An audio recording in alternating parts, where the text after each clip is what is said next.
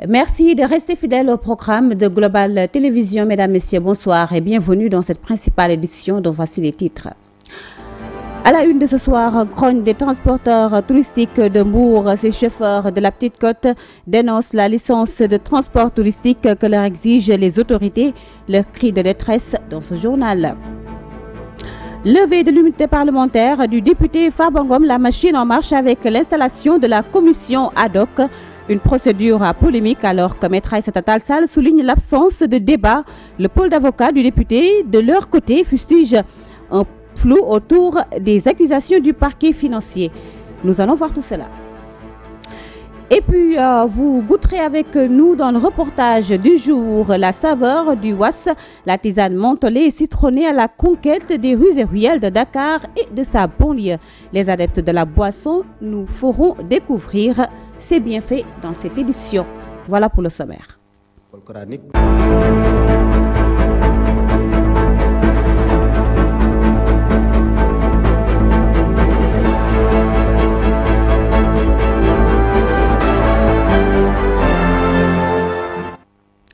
Les chauffeurs dans le domaine du tourisme de la Petite Côte s'offusquent de la licence de transport touristique imposée aux transporteurs qui s'activent dans ce domaine. Ces derniers dénoncent également les tracasseries notées sur l'axe Mbour et Saint-Louis. Les chauffeurs invitent les autorités à revoir les mesures pour qu'ils puissent donc faire leur travail dans les meilleures conditions.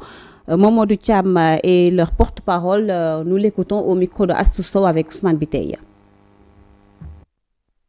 On s'est rendu compte que depuis quelques mois, il est tellement compliqué d'amener des clients dans la partie nord du pays, à savoir dans la région de Saint-Louis, à cause de la licence de transport touristique. Parce que nous sommes en train de vivre des tracasseries sur la route de Saint-Louis. Et puis, à un certain moment donné, la situation devient complètement infernale, ce qui est tellement mauvais pour le secteur du tourisme. Nous avons demandé aux jeunes de ne pas boycotter la destination Saint-Louis, de nous laisser avoir des audiences avec les autorités pour pouvoir arrondir les angles. Mais là, je lance un appel, c'est un cri du cœur pour dire aux autorités qu'il est tellement compliqué d'acheminer des touristes à Saint-Louis en toute quiétude. Parce que tous les bus qui sont là, qui amènent les clients à Saint-Louis, 90%, ils ont la licence privée.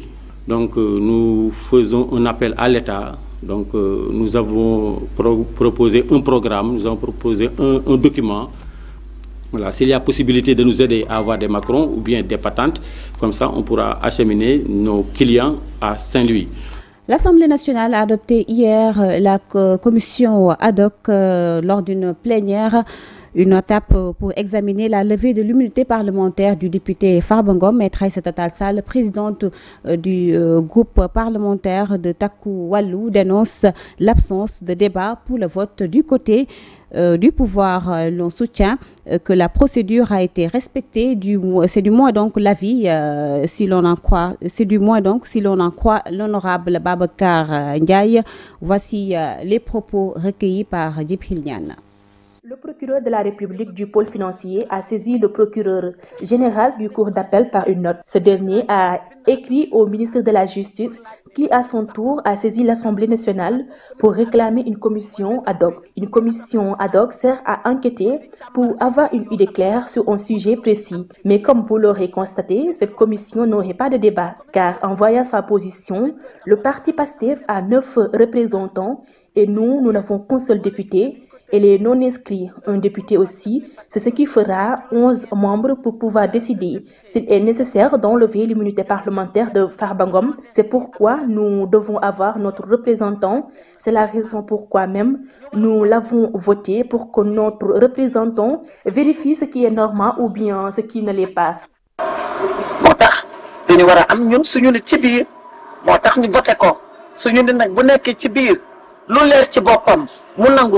lu mu war a bañ mu bañ ko lu xam ne jaaduwul jaarul yoon mu dénoncé ko. yoon dafa saisir assemblée nationale La loi a saisi l'Assemblée nationale pour enlever l'immunité parlementaire du député Farba Ngom. Parce qu'à ce moment, il fait l'objet, en tout cas, des poursuites judiciaires sur des affaires de blanchiment d'argent et autres. Mais comme étant député, avant donc qu'il soit entendu, il doit d'abord passer par l'enlèvement de son immunité parlementaire. Ce qui a permis aujourd'hui donc d'installer une commission ad hoc. Ce que je peux vous dire, c'est que la loi a été respectée. On a respecté donc la procédure donc d'installer une commission ad hoc. C'est cette commission ad hoc qui va se charger de la nécessité d'enlever son immunité parlementaire ou non. Le jour de la plénière, vous allez... Et je vous l'annoncer dans les titres, le pôle d'avocats du député Farba Ngom, composé de maître Jacques Pascal Gomis, maître Alassane Cissé, maître Babacar Cissé et maître Doudou Ndoye, indique qu'aucun d'entre eux, non, encore moins, donc le concerné n'a donc reçu, aucun d'entre encore moins le concerné n'a connaissance des faits exacts du dossier judiciaire ouvert par le parquet financier de la République. Djibril Niane a recueilli leurs propos. Nous les écoutons. Collectif des avocats constitué par M. Mohamedou Ngom, dit Farba, député à l'Assemblée nationale de la 15e législature et qui fait actuellement l'objet d'une procédure de levée de son immunité parlementaire sur la demande du garde des Sceaux au ministre de la Justice, qui a été saisi par le procureur général près la cour d'appel de Dakar par un courrier en date du 3 janvier. Donc ce n'est pas une nouvelle affaire. Alors si on doit autoriser qu'il soit poursuivi, la poursuite a presque commencé. À partir du moment où la poursuite a presque commencé et que sa liberté a fait l'objet d'un débat, et fait l'objet au moment où je parle d'un débat, il a le droit d'être défendu. Mais toujours est-il que ce qu'il faut retenir, c'est que Farba Ngom n'a jamais eu connaissance d'un rapport de la CENTIF qui l'incrimine ou en tout cas qui l'épingle, pour reprendre une expression.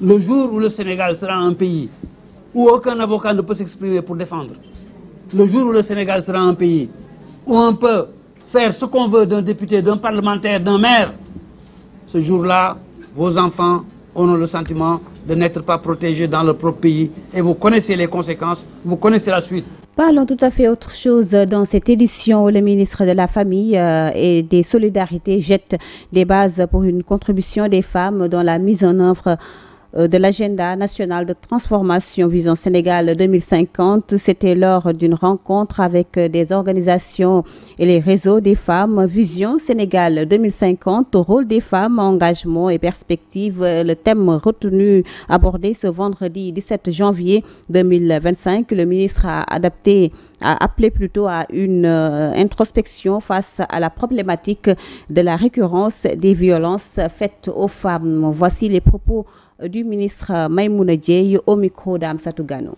Cette rencontre intervient dans un contexte marqué par un bilan macabre de nombreuses pertes en vies humaines, frappant les femmes et les filles, soit dans des accidents comme ça a été récemment le cas avec la disparition de l'honorable Fanta Sagna, arrachée brutalement à notre affection par un coup inattendu du destin, ou de cas de viol, parfois suivis de meurtres, comme ce fut le cas de Maria Massagna, mais comme le cas de Jariso à Malika, ou encore Yamoundiaï à Touba, et d'autres cas laissant des séquelles traumatiques, notamment Rabia Toubari à Joal et Sornefal à Mbaké. Au demeurant, c'est le moment certainement de faire une introspection sur la problématique récurrente des violences que subissent les femmes et les jeunes filles, mais aussi d'interroger les facteurs qui les favorisent. Et nous abordons justement ce sujet avec l'homme de la rue qui donne son point de vue sur la question, mais rappelez que la campagne annuelle des 16 jours d'activisme contre la violence basée sur le genre a été lancée le 25 novembre passé à la place de la Nation à Dakar et s'est terminé le 10 décembre 2024. C'est un reportage signé Amsatou Gano. Pour ce qui violente la gente féminine, je pense sincèrement qu'ils ont des problèmes mentaux ou bien qu'ils ne connaissent tout simplement pas la valeur inestimable de la femme. Pour cette dame du nom d'Eli Diop, la violence à l'égard des femmes devrait être dépassée. Ainsi, elle condamne fermement les conjoints ou les ex qui maltraitent les femmes. Le mariage est sacré. On ne se marie pas par richesse ni pour aussi la notoriété d'ailleurs. C'est pourquoi même la violence doit en aucun cas faire partie du mariage. Moi, j'ai uniquement des filles, mais si leurs conjoints les maltraitent aujourd'hui, je les reprendrai sans hésiter. La violence faite aux femmes peut avoir une multitude de conséquences dévastatrices sur la santé de la victime qui a subi les assauts d'un conjoint et des impacts même sur l'avenir des enfants. Les conséquences sont nombreuses. Parce qu'on maltraite les femmes, on peut la blesser ou causer son avortement si elle est en état. Et j'en passe. Dans ce cas, ce qu'on fait en état, on a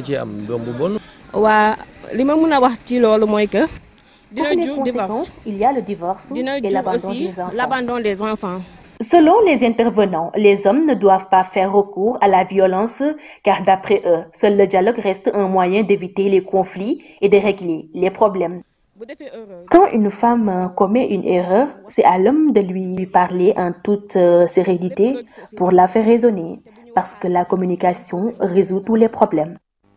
Et nous avons au reportage du jour l'OAS, la tisane qui est en vogue et qui est très convoitée, qui excite plutôt la convoitise des Sénégalais à Dakar. Cette mélange acidulé très consommé renferme de nombreuses vertus selon les vendeurs et quelques consommateurs rencontrés par notre reporter Idrissa Fall avec Boubacar Diagne dans ce reportage. Le was, une boisson chaude aux multiples arômes, est désormais familier des Sénégalais. Son goût mentholé et citronné fait que le was est très prisé après le café Touba.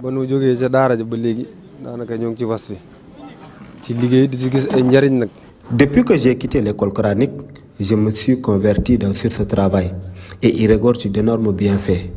Mais le was recommandé par le marabout, c'est juste du thé et des feuilles de menthe. Maintenant, les gens y ajoutent du citron et d'autres astuces. Nous le préparons avec du thé vert, du citronnelle, des clous de girofle et des feuilles de menthe. Tous ces ingrédients contribuent à la santé. Ces vendeurs sentent les bienfaits du thé was qui, selon eux, comporte de nombreuses vertus. Comme vous le savez, ce qui est naturel et bio est sans danger pour l'homme. Prenez donc le miel, c'est bon pour l'homme, le citron également. Et tous ces ingrédients vraiment contribuent à la santé donc, de l'homme. C'est des choses naturelles qui regorgent que des bienfaits. Pour donc, le was avec du gingembre, c'est pour les personnes qui sont enrhumées. Celui préparé avec du pain de singe, c'est pour les personnes malades. Vous voyez donc, toutes ces choses donc, ont une importance particulière.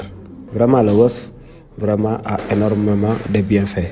Ça nettoie le poumon, le sang, et puis c'est comme un vitamine C. Ça renforce l'énergie. Ça aide énormément. C'est un excellent antibiotique et antiviral, parfait dans le traitement du rhume et du mal de gorge. D'ailleurs, il ferait un bon traitement préventif pour la grippe, d'autant plus que les docteurs ont prouvé que c'est un des symptômes du coronavirus. Ce thé est aussi recommandé pour ceux qui veulent se dégraisser. Et pour les nombreuses vertus du Wass, Ali Mangasa en sait quelque chose. Et nous poursuivons cette édition avec l'actualité internationale. Le gouvernement israélien a approuvé dans la nuit de vendredi, samedi 18 janvier, le plan de trêve avec le Hamas prévoyant la libération d'otages détenus à Gaza en échange de celle de prisonniers palestiniens, suivant les recommandations exprimées plus tôt par le cabinet de sécurité israélien. Selon un bref communiqué officiel, 737 prisonniers et détenus seront libérés, a indiqué le ministre de la Justice, annoncé mercredi par le Qatar et les États-Unis. Cet accord ambitionne de déboucher à terme sur une fin définitive de la guerre qui a fait en plus de 15 mois des dizaines de milliers de morts dans le territoire palestinien dévasté, selon le Premier ministre du Qatar, Mohamed Ben Abdalrahman Tahni. En sport, les 32e de finale de la Coupe du Sénégal ont vu l'élimination de plusieurs équipes de la Ligue 1, même si la plupart des ténors ont tenu leur rang. Selon Cheikh Tidiane Sen, encadreur et professeur d'éducation physique, cela peut s'expliquer par le manque de préparation ou de motivation, car les clubs de leur côté, les clubs de ligue privilégient le championnat. Nous l'écoutons au téléphone de Massour Diassé. L'élimination de certains clubs de Ligue 1 lors des 32e de finale de la Coupe du Sénégal peut être analysée sur plusieurs facteurs. L'un des premiers facteurs, c'est le manque de motivation et de préparation adéquate. En fait, les clubs de Ligue 1 peuvent parfois sous-estimer l'importance de la Coupe du Sénégal, notamment lorsqu'ils sont concentrés sur le championnat national ou autres compétitions. Cette absence de motivation peut entraîner une mauvaise préparation physique et mentale face à ces équipes moins prestigieuses. Le deuxième facteur peut être la fatigue accumulée des joueurs. En fait, les équipes de Ligue 1, en particulier, celles qui jouent des matchs de championnat régulièrement, peuvent accumuler une fatigue physique importante. Cela peut affecter leur performance dans les matchs de coupe, souvent disputés sur un rythme moins soutenu, mais où l'intensité reste toujours élevée. Le troisième facteur peut être un problème tactique et un manque de cohésion. Dans certains cas, les clubs de Ligue 1 peuvent ne pas avoir une stratégie claire pour affronter des équipes moins expérimentées ou moins bien classées. Ce manque d'adaptation tactique peut favoriser des surprises. Les équipes amateurs, souvent motivées par l'occasion de jouer contre des clubs plus prestigieux, peuvent être plus déterminés et se battre avec beaucoup plus d'intensité. Le quatrième facteur peut être l'inexpérience dans les matchs de coupe. En fait, les clubs de Ligue 1 habitués aux matchs de championnat peuvent parfois manquer d'expérience dans les compétitions à élimination directe, comme la Coupe du Sénégal. L'aspect mental et l'approche des matchs à élimination directe, où la moindre erreur peut être fatale, sont cruciaux et peuvent jouer contre eux. Ainsi que se referme ce 20h réalisé par Ali Mangasa. La partie technique a été assurée par Mamour Dem et Moussa Diouf. Merci à vous de votre fidélité renouvelée à Global Télévision. Prenez soin de vous et excellente suite des programmes. Excellent week-end à tous.